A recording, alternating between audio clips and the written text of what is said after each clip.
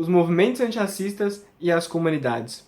Ultimamente temos visto diversas formas de manifestação contra a violência racista sistemática que ainda persiste nos dias de hoje. Esses movimentos começaram nos Estados Unidos e refletiram e irradiaram por todo o mundo, atingindo os mais diversos países. Todo esse movimento, toda essa insatisfação começou, ou teve seu estopim, com o assassinato de George Floyd em Minneapolis. Apesar de toda a comoção, por toda a empatia mundial pela causa e pelo sofrimento dessas comunidades mundo afora, nós tivemos ainda alguns questionamentos sobre a legitimidade desses movimentos, especialmente quando envolveram atos de violência de alguma minoria, especialmente ainda quando eles envolveram a depredação de algum patrimônio público ou até mesmo privado. O objetivo desse vídeo é apresentar, sob ângulos específicos, como esses movimentos se relacionam com a ideia de comunidade e como a comunidade negra americana está inserida neste contexto. Como sempre, todos os materiais utilizados na preparação desse vídeo estarão na descrição do vídeo e eu encorajo o aprofundamento desses temas porque aqui não esgotamos nenhum deles. E a primeira definição com que vamos trabalhar é feita por Herculano de Carvalho em seu livro A Teoria da Linguagem. Segundo o autor, toda a comunidade é um grupo mais ou menos extenso de indivíduos que estão ligados ou conectados entre si pela convivência e também pela comparticipação nas atividades que exercem, sejam elas atividades materiais ou atividades até espirituais. E em todos esses agrupamentos sociais mais extensos, nós não temos indivíduos isolados, pontos soltos nessa grande malha social. Na verdade, nós vamos pensar que essa malha social é composta por pequenas redes ou pequenas comunidades que estão ainda ligadas entre si. Vamos pensar que a malha social, então, por fim, é uma grande rede com várias redes que estão conectadas, interconectadas entre si e que a compõem. Com isso, o autor conclui seu pensamento dizendo que todo grupo social é, antes de tudo, uma comunidade de comunidades. Agora, em se tratando dos grupos menores, que estão ainda inseridos em grupos maiores, de maior dimensão, vamos pensar que esses grupos menores são sempre grupos abertos, não grupos fechados entre si. O que isso significa? Significa que os indivíduos que compõem esses grupos menores ainda compõem ou fazem parte de outros grupos menores. Um exemplo prático disso é a própria família restrita. Então nós temos uma família nuclear, a família que normalmente convive na mesma casa, tem a relação de convivência muito maior e por isso acaba desenvolvendo laços de grande intimidade.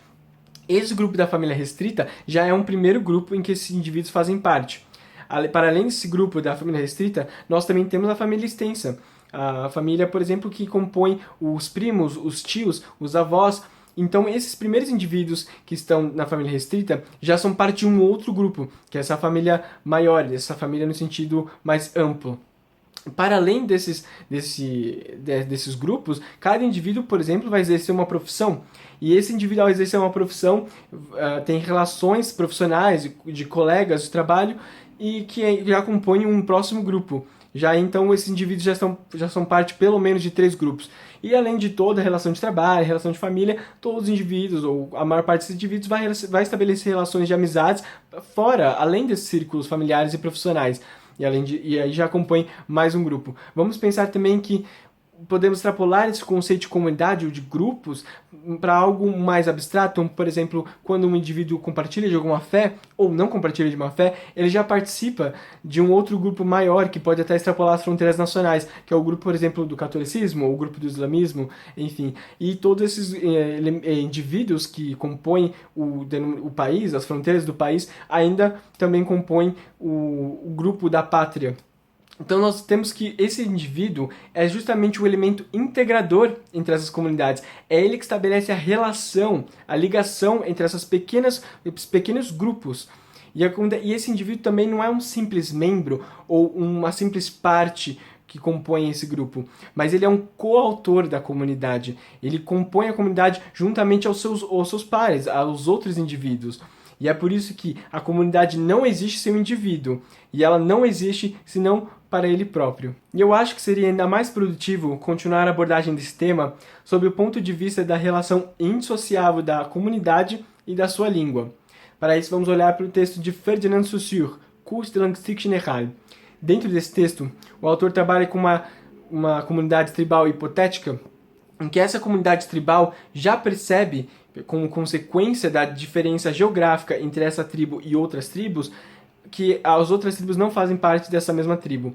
Então é quando essa tribo tem o contato com o outro, com o diferente, e percebe que ele não fala o mesmo idioma, ou se expressa oralmente de forma diferente, que ela toma consciência de si própria. É por essa comparação que ela toma consciência de si própria como comunidade e também do seu idioma. Ou seja, pelo contato com uma tribo que não partilha do mesmo hábito linguístico. E aqui nós vamos tratar a linguagem, a língua, como um hábito linguístico. Assim como uma comunidade come um certo alimento, ou a forma com que come, ou a roupa que traja, todas as características são seus hábitos, e a língua não ia ser diferente, é o seu hábito linguístico. Ainda nessa obra, Saussure resgata o sentido etimológico da palavra idioma, cujo sentido seria algo como um costume especial. Por ser um costume especial, essa palavra idioma, ele reflete os traços de uma comunidade. E segundo o autor, toda a comunidade acredita na superioridade do seu idioma em relação às outras. Então, por exemplo, um ser humano ou alguém que não consiga falar a língua da sua comunidade é visto como uma pessoa incapaz.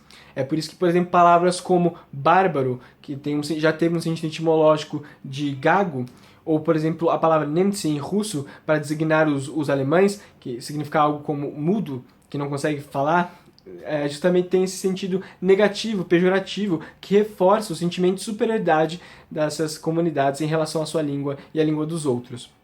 Agora, depois de falar muito sobre o conceito de comunidade, vamos chegar à definição de o que seria uma comunidade linguística.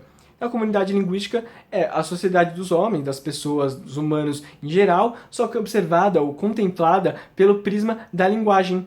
E a linguagem aqui entenda como um hábito cultural, um hábito de uma comunidade, assim como qualquer outro. Então, dentre diversos hábitos, a linguagem é mais um desses hábitos. É mais uma forma de realização cultural destes grupos. Então, olhamos para a versão traduzida da obra de Louis Jean Calvet, Sociolinguística, em que é abordado o tema do vernáculo negro-americano, o Black English, ou African American English, que é um vernáculo que possui sua gramática própria e possui suas próprias regras, e também possui tantas formas não padrão que seria inútil, forçoso e também até científico tratá-lo em termos de desvio da norma, como algo desviante da norma culta. E entenda aqui a ideia de vernáculo como a linguagem própria de uma comunidade linguística, ou o que de fato os seus membros falam, ou como de fato os seus membros usam e falam a sua língua materna. Isso inclui também os regionalismos, a gíria e também o calão. Nesta obra é ainda abordado o estudo feito por William Labov sobre meninos negros nos guetos americanos, nos guetos urbanos americanos. E uma das grandes conclusões é que as dificuldades desses meninos no aprendizado do inglês é justamente uma consequência, um produto do conflito cultural de dois conjuntos, entre o vernáculo e o inglês padrão. Então vamos pensar que o vernáculo negro-americano, o Black English, é um sistema que é distinto, separado do inglês padrão, mas que ainda está estritamente ligado a ele. Porém, essas crianças, os meninos negros, com o seu vernáculo negro-americano, já estão destacados dos dialetos brancos que os cercam, porque o seu vernáculo já possui as formas estáveis e sistematizadas, ou seja, as formas diferentes do inglês padrão que há no vernáculo negro-americano já são, portanto, padronizadas. E com isso, a grande conclusão de William Labov é que o fracasso escolar é produto desse conflito cultural. Por um lado, as crianças negras americanas dos guetos urbanos possuem valores e frequentam ambientes diferentes dos valores e do ambiente que encontram quando vão à escola. E agora, o fracasso escolar pode ser a consequência ou da rejeição dessas crianças, desses meninos dos guetos urbanos, desse ambiente, desses valores escolares, porque já não veem aquilo como parte cultural do seu modo de ser, ou porque esse sistema, esse ambiente e esses valores escolares já os rejeitam. Portanto, para concluir, depois de tanto falar sobre o conceito de comunidade e de como a comunidade negro-americana está inserida no seu contexto social e no seu contexto linguístico, voltamos aqui ao assunto das manifestações antirracistas.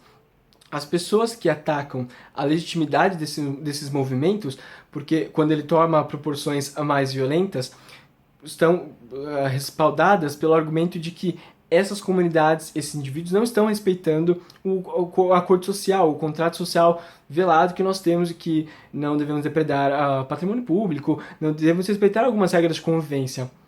Porém, tendo em vista tudo que nós conversamos aqui sobre todo esse contexto das comunidades, a relação com sua língua, com o seu ambiente, com a sua cultura, será que o que significaria o rompimento desses contratos sociais pelas comunidades negras americanas? Será que, de fato, essas comunidades negro-americanas já foram, alguma vez, parte desse contrato social? Ou pelo menos, será que elas já foram parte desse contrato social da mesma forma que a população branca o é?